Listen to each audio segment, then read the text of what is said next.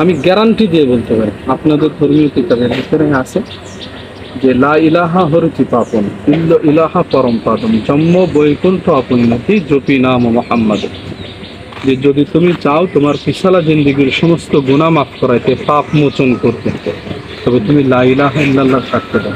বা আমি এটা কোনো কোরআনের আয়াত বলতেছি না ভাই, ঠিক আছে, আপনি যে ঘটনাটা বললেন এবং আরো একটু জানি যেহেতু কম বেশি, হ্যাঁ না ইনশাআল্লাহ মাথায় তো রাখতেই হবে। আমি এখনই মাথায় রাখছেন, ঠিক আছে ভাই, হায়াত মৌতের কথা বলা যায়, ওইটি তো অবশ্যই।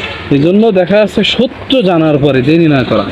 ইসলামে বলা আছে যে ইন্নাদ্দিন ইনদাল্লাহিল ইসলাম, আল্লাহর কোরআন।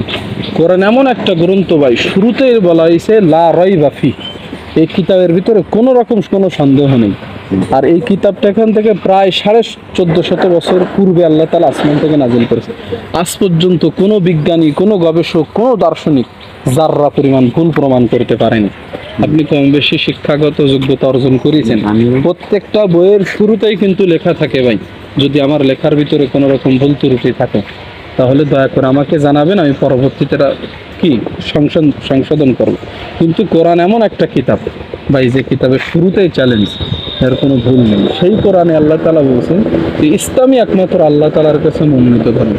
আর ইসলাম ধর্মের কথা সুসংবাদ আমাদের রাসূল সাল্লাল্লাহু আলাইহি সাল্লাম, শুধু আমাদের নবী না, আপনারও নবী রাসূলুল্লাহ সাল্লাল্লাহু আলাইহি সাল্লাম আমাদের মুসলমানদের নাজাতের জন্য আসতে, এমন না, আপনারও নাজাতের জন্য রাসূল সাল্লাল্লাহু আলাইহি সাল্লামকে নাজিল করার পর আল্লাহ তাআলা বলছেন ওমা আরসালনাকা ইল্লা রাহমাতাল লিল আলামিন। রাসূল, আমি আপনাদের শুধু পাঠাইছি এমন না, হিন্দুদেরও নবী, খ্রিস্টানদেরও নবী, ইহুদিদেরও নবী, যত মানুষ আছে সবার নবী এলো আপনি।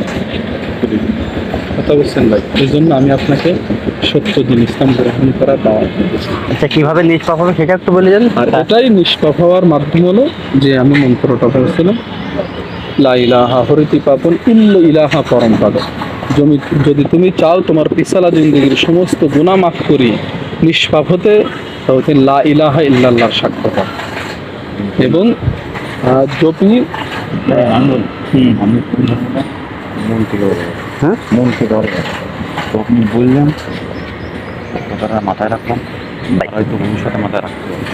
আচ্ছা, আপনার নাম্বারটা আমাদের দিয়ে যান মাঝে মধ্যে। না, নাম্বারটা এবং নামটা মাঝে মধ্যে আপনার সঙ্গে এটা বন্ধ অনেক চার্জ নাই।